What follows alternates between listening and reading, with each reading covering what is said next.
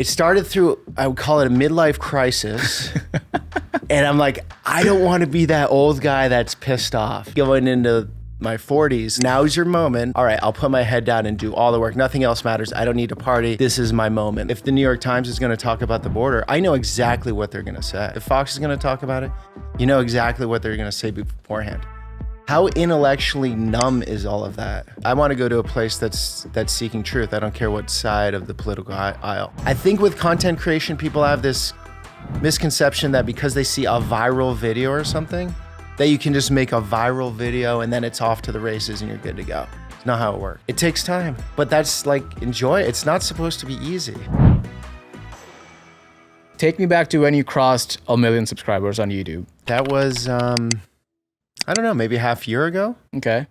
It's a good benchmark. It's a great for benchmark, sure. Yeah. Like I don't try to get too caught up in that stuff. Yeah. Like just want to put my head down, do the work. Of course you want an audience that grows. Yeah. But that one hit, that was like, okay, cool. Now I'm at like a different tier, it felt like. At that point of life, were you in Ukraine? Were you back here? No, back in the States. Okay. Moved back about 2 years ago. Mm-hmm. And San Francisco for a bit, and then we moved to Florida.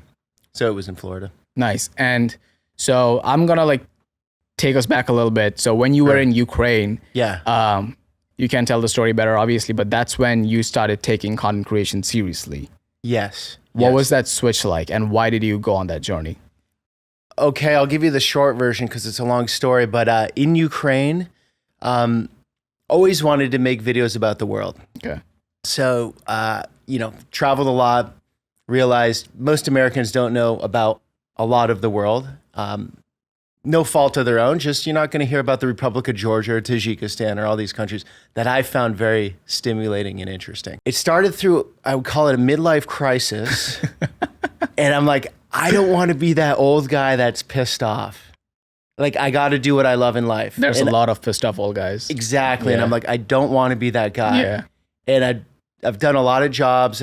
My heart wasn't in. And I'm like, I want to be one of those people that loves what they do. I think there aren't that many. There's a 5-10%. I don't know exactly, but I'm like, I want to be one of those. You live once. I'm going to go for that. So it started in the countryside of Ukraine with this family that their apartment got bombed out. They lived near the Russian border. This was back in 2014. And so they moved to the Donbass. So I lived with them. Made a 6-part documentary series. The first morning I wake up, we're in this house. They have nothing materially. I'm in the middle of nowhere. I have very limited language skills, and I'm just gonna live with them, right? Sleeping on this mattress from like the Romanov dynasty. I mean, the springs went right through me the first night, and they're starting with a prayer. Yeah. It's Sunday. Okay, cool. So I go out and join the prayer in the house and singing and all this. I was like, oh, that's cool. That was a 6-part series that kicked off the content. And it did sort of well in Ukraine. Wow. So that's where I started. And then I'm realizing, maybe I got something here. What stage of your personal life were you then like, did you have money saved up to take this risk? Like, what were you doing? Okay. So I moved to Ukraine because I failed this startup. It was an app that connected people through common interests. You're going to Berlin, you want to run. You meet Hans that wants to run. Meet a local or whoever Hans it is. like to run, yeah, I know. Hans loves to run. Yeah. And that was a failed mission. That was like 4 years of my life, a lot of money down the drain. But at that time, I owned a detailing business, auto, boat, cars. Wow. It was just a service-based business. Yeah. But I figured out how to run it remotely. Okay. From my computer. I had a manager and a team of people. So that was paying the bills. Interesting. I had that for so many years just to like, while I tried to go for what interested me, what my dream was, which took a long time to figure out. Yeah. I was working hard at that to keep that going to pay, because without the money, I wouldn't have been able to do anything. Yeah. So living in Ukraine, moving from San Francisco to Ukraine, killed the burn by like 4x. The burn rate went down. Big time. And that was part of the strategy. And I want to make content in the world. I had a buddy over there. I'm in Kyiv. 2 hours to Istanbul, 2 hours to Berlin, Helsinki, Middle East is right there. Way cheaper. So that was the reason for that move. And I just wanted to, San Francisco is a tough place to be like, definitely. What am I doing in life? and I need to figure this out, you know, you're spending a lot of money, right? And so, yeah, Ukraine started it all. I owe the country for my YouTube career. I will get back to Ukraine and the story, but what you mentioned right there of you being hyper conscious of how to keep the burn rate low while you went on to figure out what actually interests you and how to turn that into a career. Yeah.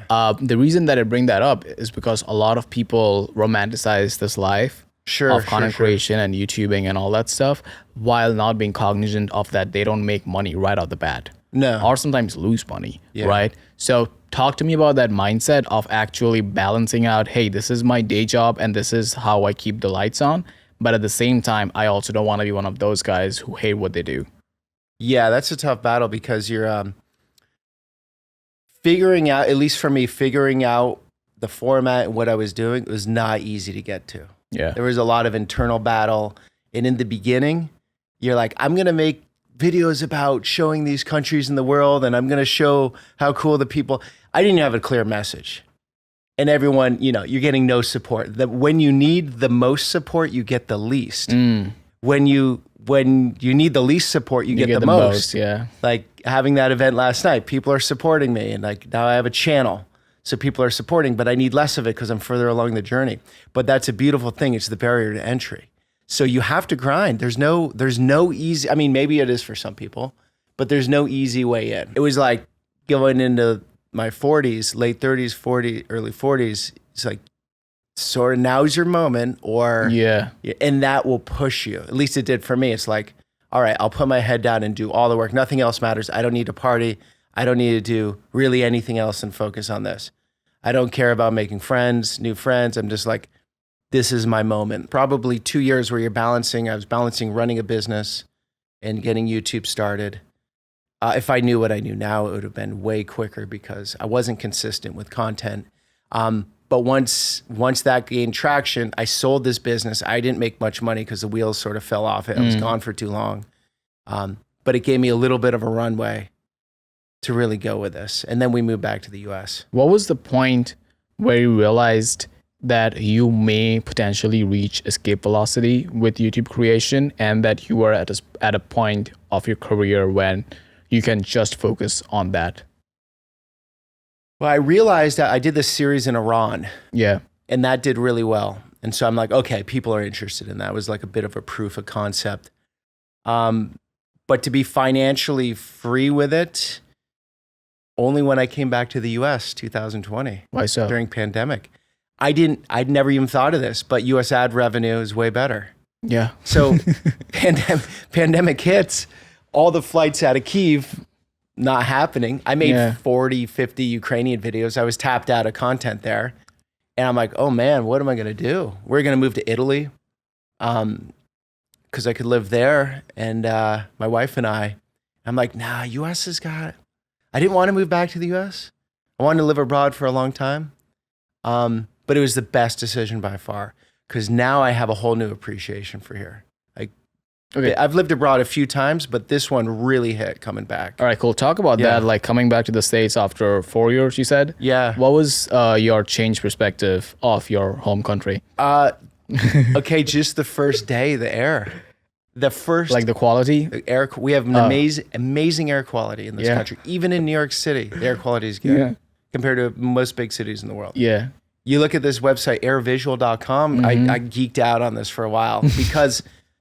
Only when you have the fires in the Chernobyl forest and all that smoke blowing into your apartment and the authorities say nothing about it, do you really start to get bitter about air quality. And I was getting headaches and my health, and they come back to the US and I'm like, oh my God, and the infrastructure here. It's just like, wow. Okay, I hear all the time, crumbling infrastructure. It's like, I mean, compared to Norway, maybe, or Switzerland, but overall, are you kidding me? Most of the world, this is like, things are smooth, right? So it was just a big eye opener. I don't know why it took me, because I've lived abroad a few other times, but 4 years really hit me. And I ignored the US for 4 years. And then all the changes that happened in the summer of 2020, right? Yeah, 2020, I was like, what's going on in the country? I had no clue. I was just ignored everything. And the beauty of it, coming back to the US, is seeing it in this new light with all the people and the stories and the color and the contrasts and the geography. It's a freaking amazing experiment. And I love it now. Like, I didn't hate it before. Yeah. I always thought a bit grass is greener. You know, I'd love to live in Italy. Italy's nicer, maybe. But I get the US now. And it took me that experience. I get the energy here that exists nowhere else. So after doing Ukraine and Iran, you had the proof of concept, you know what kind of videos you want to make, you know that there's a market, and then you come back to the States in 2020, COVID. Yeah. What was the impetus behind actually starting to film within the United States and targeting specific communities? Okay, so it's a treasure trove of content, even in New York City. Yeah. You could spend years here making content. You can get easily whacked with the story as soon as you step out of the door. Yeah, it's awesome. Yeah. Okay, so my mom lives in Vermont. I grew up there. My first 17 years were there. Yeah. I go back to Vermont. I'm talking to my best friend from day one. And he's like, so what are you going to do? And I'm like, yeah, man, I'm going to go down to New York. I'm going to shoot some videos with the Hasidic Jews. I'm going to go to the hoods in East New York. I got this great guy who's going to bring me in. Yeah, and then he's like, so what are you going to do for work, though? Just like, and I didn't know it was going to work at all. I had no clue anything would work in the US. In that first New York series, I did a few different stories down here and they did really well. And then I saw the ad revenue, US ad revenue, totally different game. If your watchers here versus Belarus or Ukraine, night and day. Okay, the expenses are higher. Yeah. But the ad revenue is one. I saw a good month come in after those few videos. I'm like, whoa, this is possible. And then it's just been ever since, just video every week. So you started with New York. Where did you go for your first piece of content? So Hasidic Jewish community here, East New York, the Chicanos in LA. Oh yeah. So the pattern there is like you went and filmed with communities which people always talk about and they know that they exist, but they have little to no insight on. Exactly. And they label easily. Yeah. It's easy to label, even like it's the Amish or the Hasidic. So when you approach one of these stories or communities, do you take more of a reporter approach? Like, hey, I'm going to go in there, show what's it about, tell like this is happening here, this is what the community is about, or do you take much of a storyteller / documentarian approach? The latter? The latter. Interesting. And I try to do it in a way where we're hanging out. Okay. Like a super relaxed podcast. I shoot with a GoPro for that reason. What's the reason? Psychology. Okay. Go in with a big DSLR, one of these cameras. Yeah. Into the Amish community, good luck. And especially if you have a cameraman. Yeah. Not happening. Closed door, done. But when they see that little camera, I got the GoPro 8. Yeah. They're like, this guy's, it's not anything serious. It's fun. It's relaxed. They don't even notice the camera after a while. I look like a tourist. Still the same footage. Still the same footage. So I went by having a cameraman, because the number one thing I want in this is real interactions, authenticity, getting their story without any filters. Okay. The more the more people, the more gear, you bridge away from that. And so I can get away with it with like minimal. The audience, at least for my channel, they want to feel like they're there. Okay. They want to connect in the most natural way. They want to see the flaws in me, the flaws in people. They want to see the hiccups. They don't want polished anything, which is great as a creator because I can be I'm just being myself. And with the edit, I don't have to make these crazy flashy edits and get bogged down with edits every week. That's fair. Yeah. And you started doing this in the States in 2020. Yeah. And during that time, our country was going through like 700 different things at the same time. How did you approach doing your craft in that political environment? I didn't change anything because I've always been interested in the other. Yeah. I grew up in Vermont. It's the most homogeneous white place on the planet, I think. Well, in the country, at least. Yeah. Bubble land up there. Yeah. And I was always fascinated. My parents are from Hoboken, and so we'd come down to the city growing up, and I was always fascinated by different people. And I enjoy that ride of getting into someone else's life and learning from them because you learn about yourself. Yeah. through that always because you have something to compare against. So that's never been an issue for me, and I never changed that. And I'm not following mainstream media too closely. I didn't change a thing. I even did a video, BLM in the whitest state in America. In Burlington, Vermont. I went into the BLM park because I didn't even know much about the group. Again, you're in the whitest place in the country. And the most amount of, I learned afterwards, the most amount of BLM signs I saw anywhere. And I start researching and looking and poking into the group deeper. I'm like, really? They believe in that? Are you sure they believe in those 10 demands? I highly doubt it. But anyways, the people with the signs in their lawns, I understand the context of that summer. Yeah. That's why I came to East New York. In the black neighborhoods, I wanted to talk to them and listen to them. The cold hard truth was the vast majority of the people, not everyone, but a vast majority with those signs, couldn't pay them $1 million to go into one of these black neighborhoods and talk to people and listen to them. It was that's what sort of got me. It was this.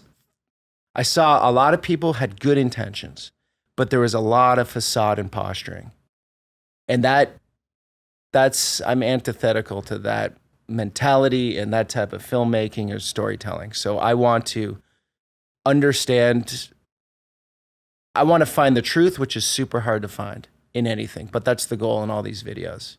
And I don't actually, that was the most political video I would have done. I'd really stay away from politics. No, like, in the videos. like even like as a creator, sometimes when you're talking to actual people about their real life issues, sometimes there is no way to avoid it, even though if you want to. Exactly. Yeah. And I'm asking you, like, at any point, like, till date, when you have like all this content in your archive, if and when someone tells you something which you fundamentally disagree with, how do you contend in that moment? Do you like let them know that you disagree with them, or how you keeping the content in mind? How do you address that? In this, one of the subjects in one of my videos, yeah, I let him speak. I had this world religions professor. I went to community college before I went to university, and his name was Dr. Gary Cage, and 6 of the major religions he taught, and taught them really equally. And at the end of the semester, he asked, what religion did he belong to or believe in? Okay. And he was a Catholic priest. But you would have never guessed during the course of that semester. And that's my North Star. That's what I try to do with my content. No two people agree on everything. That's impossible. That's ridiculous. I want to let people speak. If I don't agree with them, I'll push back at times if I think it's needed, but for the most part, they do the speaking. Then as the viewer, you see where their head's at. You see how they approach the world, and you can learn from that. You can agree or disagree. That's your choice. I don't want to choke a narrative down your throat of how it's supposed to be through my eyes. You granted your audience a fundamental assumption of intelligence. Like you assume that the audience themselves can make their own mind.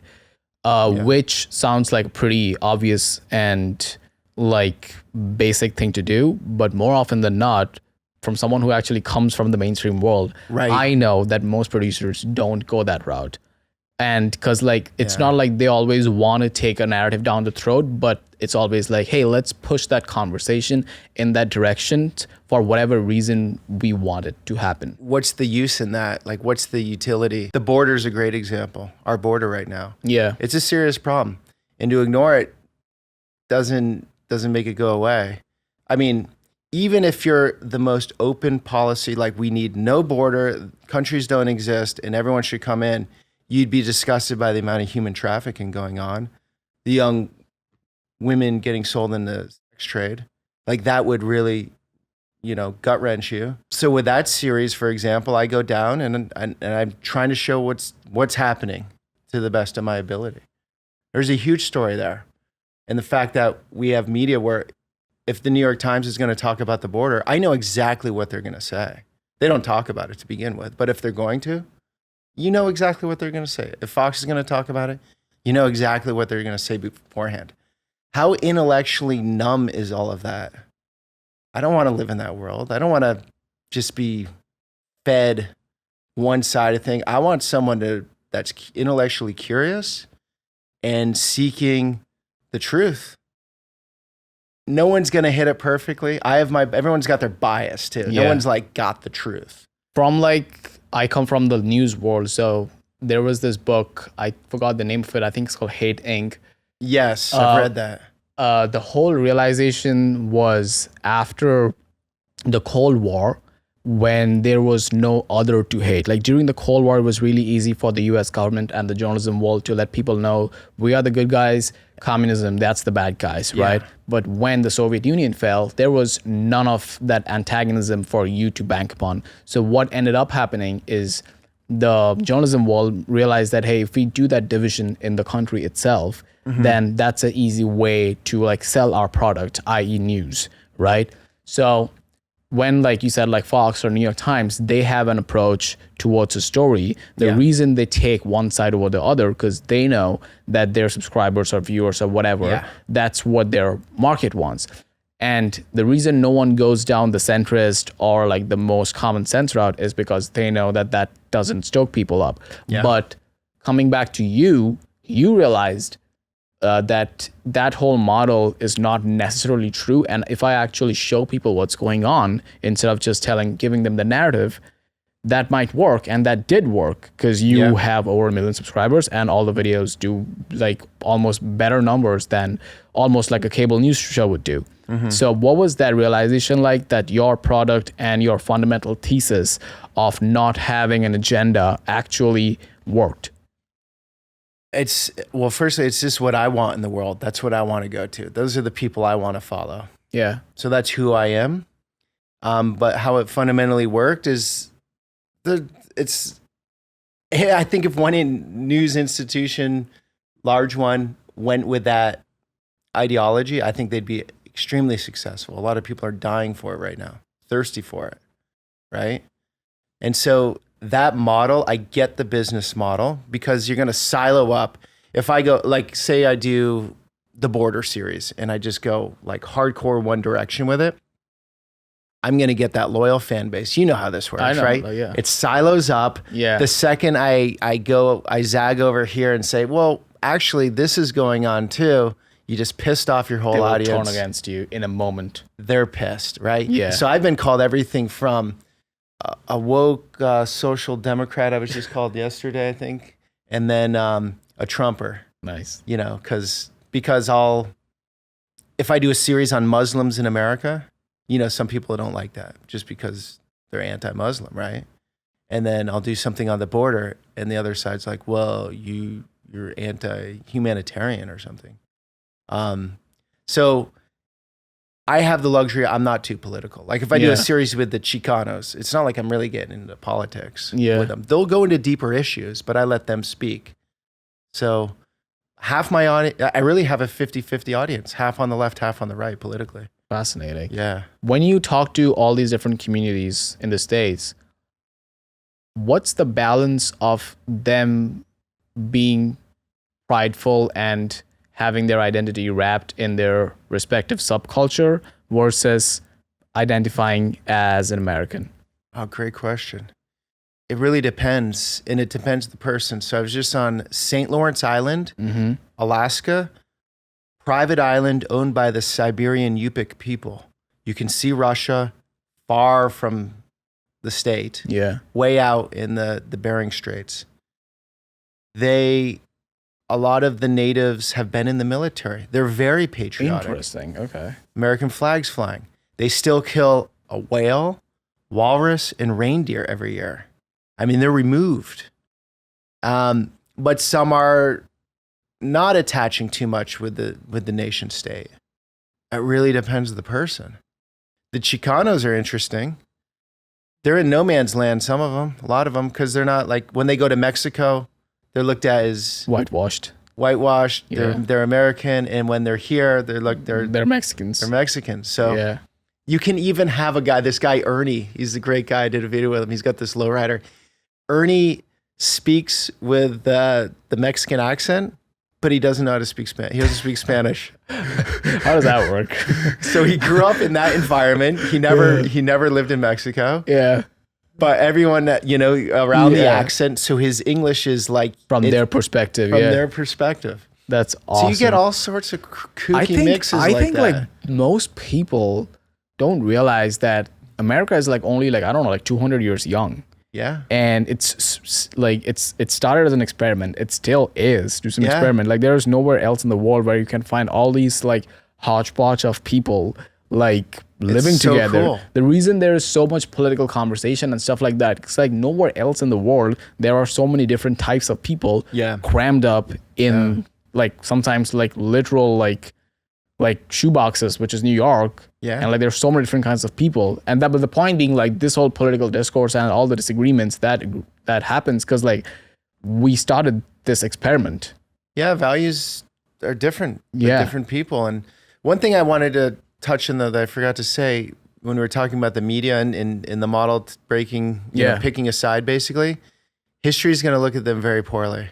I think they're going to go back to a time and be like, remember when, you know, back in the 2000s, they actually like psychologically divided the people of the country to go against each other. We manipulated them in certain ways to stoke fear and anger. And I think the species is going to evolve to a point where this time is going to be like, that was insane. What were they doing? There is this media scientist. His name is Marshall McLuhan. He said this thing called the medium is the message. Yeah. Right? So not just the content itself that you're consuming, but the way you're consuming and the medium through which you're consuming is as important, if not more important. Right. The point being, like the fact that we allowed mainstream media and like the corporate journalism world to take over this much power in the decision-making process of how the electorate votes is an insane thing that we did as a populace, right? And whether or not the history looks back at them as like they did good with that responsibility or bad, they have to at least like be like, oh my God, the fact that we all voted based on what they said, right? That's an insane thing. Like I'm surprised that that's a for-profit model, which lets people know that how you should vote. But there is, I will say, a huge gap between our perceived reality online and the actual on the ground. I don't know if my FedEx driver is Republican or Democrat, and I don't care. Yeah. You know, I don't really care anyone's politics, what they are. You know, are they a good person? Are their intentions good? And I think we're caught up. Like in New York right now, people tell me not to take the metro this trip. My God, I just took the metro. I hear that so often. I mean, things are happening, I'm sure, but it feels pretty normal in New York. I mean, I don't see a difference. Cause like I just moved here from DC, and all my friends were like, "Oh my God, New York crime, this and that." I was like, "Yeah, that's in every city." Yeah, like, and maybe it's up. I think the Bronx is up a lot. Like the boroughs are up a lot. Staten Island, but like labeling like entire sects and people as a whole. Yeah. And like, I mean, obviously, like there are actual political stuff which is done on like the DA level, which affects. Oh, I felt that firsthand in San Francisco where we moved. What do you experience? Winter of 2021 was terrible there. They had Boudin in charge, which was basically all the criminals are the victims mentality and anything goes. So the cops gave up, completely demoralized. They're not going to do anything.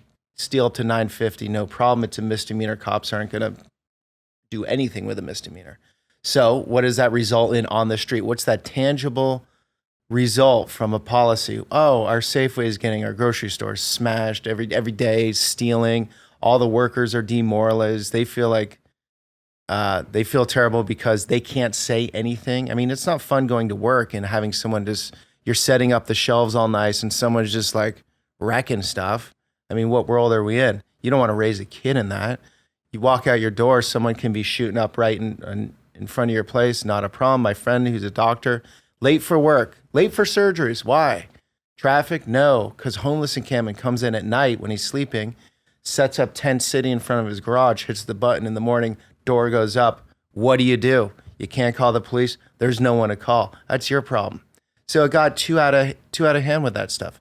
This isn't a cold-hearted, don't do anything about the homeless situation. No, do a lot about it. Do get deeper to root problems. Mostly drug addiction issues, because I've done a lot of videos on this topic. So I've spent time in these places. Drug addiction issues, mental health issues, they're pretty much tied in together. A lot of people with a lot of sad stories. You know, when the girl gets raped by her dad at the age of 12 and has to carry her kid. Good luck in life. Not easy, right? So we have a lot of these stories. How do you help these people instead of just saying, yeah, you're free to just take over the street? And, you know, my wife's from Ukraine. We've been together. We lived 4 years together there. When I brought her to the States, it's her first time living here. As a responsible person, I can't let her go deal with these problems on a day-to-day basis. I felt a responsibility. So that point in time was the worst. Boudin got recalled, thank God. So they've tightened it up a bit. I think it's not as bad as that winter. But it was horrible, a horrible energy. And you know, it's like the amount of, we called it San Francisco snow, the broken glass everywhere in the parking lots, everywhere.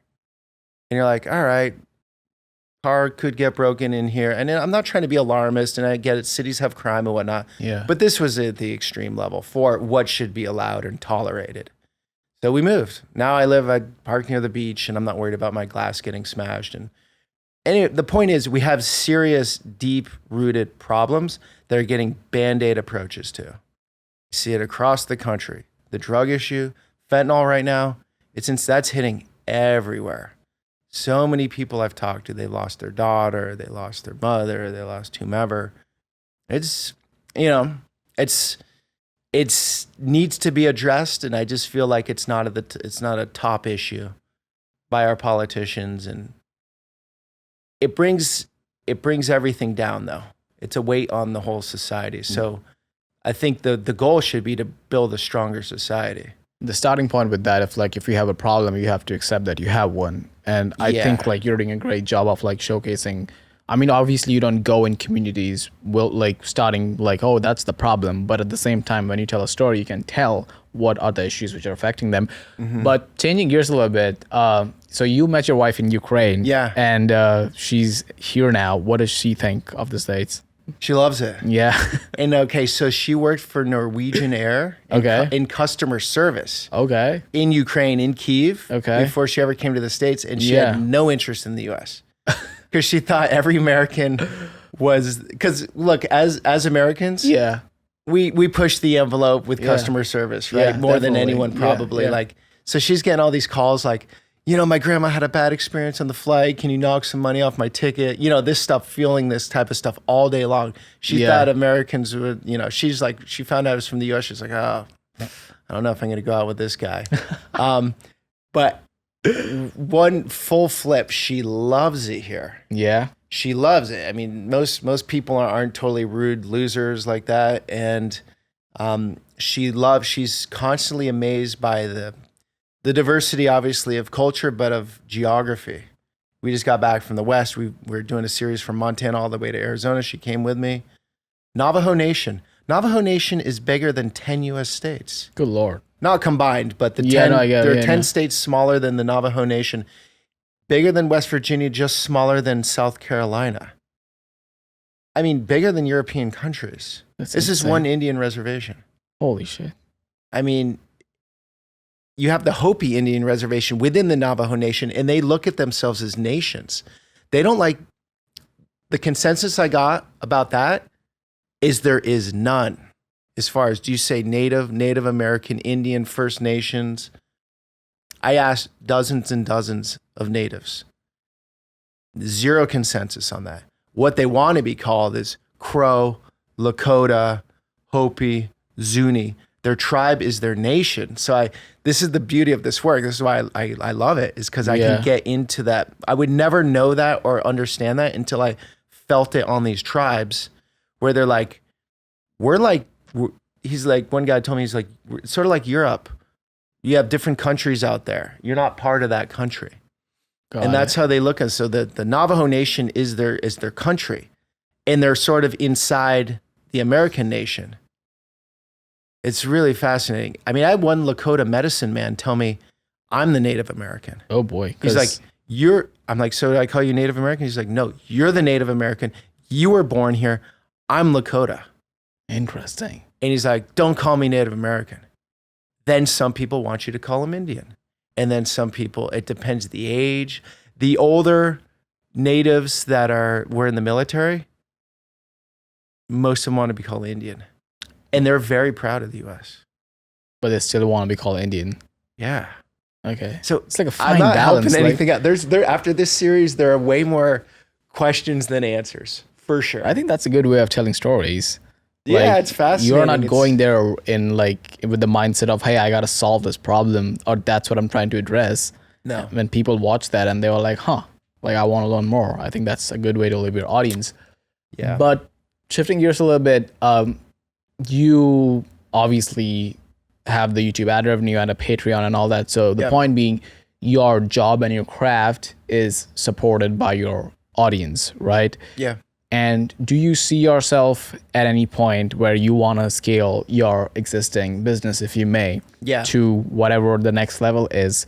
Do you ever see yourself going a different route, getting money from somewhere else? Like, what's the next step? I'd like not to get money from anywhere else. What I learned doing different small businesses is I want the leanest, best performing team. I love the YouTube model. I realized years ago, it's like I want to be in the digital space, but I'm not a coder by any stretch. Yeah. That would be my worst life.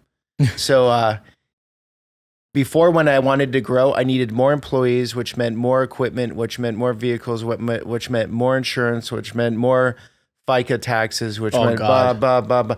And like, you want to grow that way. But with this, the beauty is I put out a video. It could get a few 100,000 views or a few million. I did no more work for those few million, right? That's the beauty of this model. I love it. Lean team. It's me, it's my wife editing, and that's awesome. And an assistant. Yeah. That's it. So as far as expanding on that, I'm thinking of a podcast. I'm thinking of tying these characters in that I have in the videos and doing something like this where we can go deeper and talk 1-2 hours, because the videos are usually 20, 30 minutes, right? Yeah. So go deeper with my characters. But I'm struggling a little bit because I'm really busy with the content. There's an ad, I work Cuts Clothing is a spa brand I work with. So that's like affiliate branding, basically. It's affiliate, and I'm on a monthly salary retainer with them. So that's a good one. And I have other brands I work with here. And so if those value, I would love to get another brand like Cuts that's just a real solid and great to work with. And I wear the product and I love it. So another thing like that. I'm building out my newsletter list. I got to get better at social media, as you were telling me. I appreciate it. I'm sort of old school with not wanting to get on social media. You got to do it. That's what the people are. I mean, I know. I just post and ghost with the YouTube videos and Facebook. I don't know. I think it's a good space to be in right now. I would suggest anyone, if they have the drive and the message, which might take a while to figure out, but if they have it in them, the business model is awesome. Yeah, I mean, also really the reason, and I want you to expand on it, is the moment you started taking that as your job. Yeah. I think that's when it started paying the dividends, right? Yeah, I really realized, especially in the beginning, you just gotta be hyper focused. Mm-hmm. And again, I didn't have the luxury in the beginning. I had to be doing something else. A job, yeah. But spreading too wide, you just gotta go as focused as possible. So, in regular, nothing grew until I got regular every week. Also, this is a totally different topic, but I'm 27 years old, and a lot of people in this generation or our generation, there's this lack of patience regarding even content creation or stepping into anything creative endeavor, expecting that the returns are going to be right away. Whereas I don't know how old you are, but 45 years old, you had a bunch of different jobs. There was a lot of iterations. Yeah. And somewhere down the line, you quote unquote hit the jackpot of finding a model which works. Yeah. Obviously, you had to put a lot of hours, a lot of man hours, be patient about it. Yeah. What was that journey regarding actually telling yourself that, hey, this is going to work, this is going to work, this is going to work? Well, I always have long-term thinking with things. So I've just grown up that way, and I don't need the instant results. By the age of 40, I wanted to see as much of the world as possible and get as much experience as possible and figure out jobs or businesses that would provide the freedom to go do that. In a way, the opportunity's all there, but you're right, with the mindset, it's easy to see someone succeeding online with the big numbers and not understand the full story. And what I have to say to that is just you need to sober up. Not to you, but just in general, like sober up. That's just how it works. It's like they're like a building stands only because the engineering is done a certain way. And if it's not done that way, it's not standing anymore. I mean, it's that clear. You got it. There's no like, I think with content creation, people have this misconception that because they see a viral video or something, that you can just make a viral video and then it's off to the races and you're good to go. It's not how it works. It takes time. But that's like, enjoy it. It's not supposed to be easy. That's the thing too. I grew up, I was like on a freaking prison camp with the work I had to do. My father, like grew up in the country in Vermont. You had to do all these jobs. You had to, like I had to like do a lot of that work and a lot of things I didn't want to do. And so that trained me. I'm thankful for it because it trained me like in doing this, it looks all great. There's a lot of things you don't want to do. Yeah. Right. It's like there's like you just have to pound through it. Traveling, booking, like there's like a gajillion different things which go into you actually hitting the publish button. There are like so many things happening before that. In the beginning, figuring out format. Yeah. Oh my God. Yeah. Like I didn't know what I was doing at all. And it took me forever to figure that out. Did you take any sort of inspiration from somewhere else? Like, cause like what the content you do, I don't know if I had to think of something. It's like, hey, is it like a travel vlog or is it like a news report? So like, what in between? Yeah. So like, what did you think when you were like trying to find out the model? So what else were you referring to? Like, yeah, hey, what I want was to do thinking like that. about is I want a real lean team. I don't want to be going into an office with a ton of editors. Studio or anything. I want to work from home or on the road or wherever in the world. And so you look at a model like Vice, for example. Yeah. I just see what goes into all those edits and what it goes into their productions. And to be a lean, small team like that, it's impossible. So what was my strength, competitive advantage? I could go in and do something. My production quality is lower. Like a mainstream news outlet wouldn't be able to get away with that, I guess, doing a GoPro video. But the beauty of it is my cuts, I have things in chronological order. I put it in the timeline in the editing studio. Basically, you're just trimming fat to make the story work. And it's a much simpler format. So just observing different creators, different styles, and figuring out, I don't want to be a true journalist. I'm not a journalist because I think to be a good journalist, if you're going to go into the Hasidic Jewish community or any community, you have to get information from all sides and compile that into your story. So you let your viewers see every angle.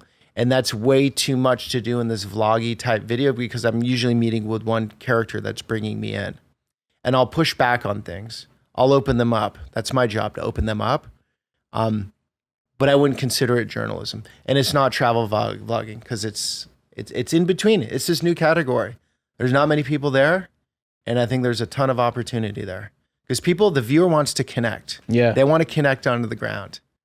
And the more edits you put in, the more I'm the reporter and that's the subject. There's more wall of a barrier. There's a wall. Yeah. Exactly. And you said connect, so like bringing it full circle. So last night you invited me to your event and it was awesome to see that you can sell out this nice arena for yourself. And like all these people showed up just to like, not just listen to you, but also listen to the characters who have been featured in your videos. Yeah.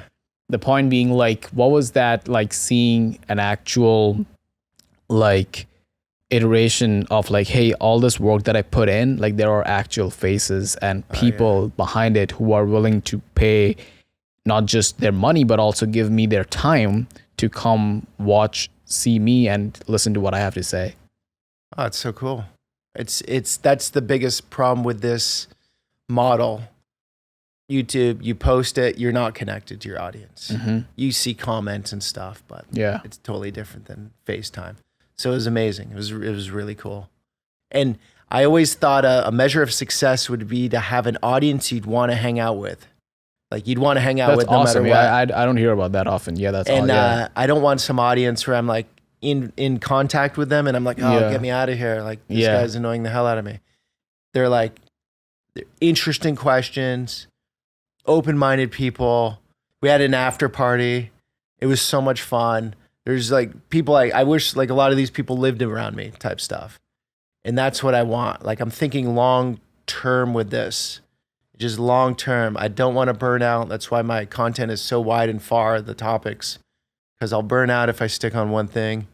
And building this audience, because the audience is the key, obviously. And to see them and experience that, it's a first for me, really. I mean, I see people sometimes, they watch the content one-on-one, but not an audience like that. Last question. Yeah. So you think it's fair to say at this point you're not that angry old man anymore? Yeah. I'm not an angry old man. Yeah. Yeah. Good. I don't consider I've definitely don't consider myself old yet, but no, definitely not. Dude. No, I like it. I saw you move around yesterday. You were like on your feet. Yeah. That's the goal, right? Yeah, I mean, hey, do you want to be the angry old man? You don't want to be the guy that has regrets. I've seen that guy many a times. We all have. Sometimes like in your family. There's a sadness in it, right? And that kind of like emanates. If you are sad about it, you just let other people like be miserable and bring them down. That's like. And I think even if you don't reach that dream, if you give it absolutely everything, the pursuit of it, then you can be that old guy. And life takes its courses and changes, and who knows where things go. This channel could be gone tomorrow. That's how the world works. But going for it, and then you're 80 or 90 or whatever, and you're like, that was a cool journey, because that in that struggle will be the best memories, the coolest stories, like the stuff that has feel. You know, all the comfort stuff is just, you're just gonna like go right over it. It's not even gonna stick in your memory, I don't think. That's awesome. So that would be my advice. No one asked for it, but go for what you love. And that takes, at least for me, until my late 30s, early 40s to figure out what that was. So I don't think anyone's ever too late for it. I think it's possible wherever you're at. That's it. Yeah, it's never too late. Yeah. Cool. Thank you. You got it. Hey, thanks for your time, man. Yeah, appreciate it. Good questions. I love it. I love your questions.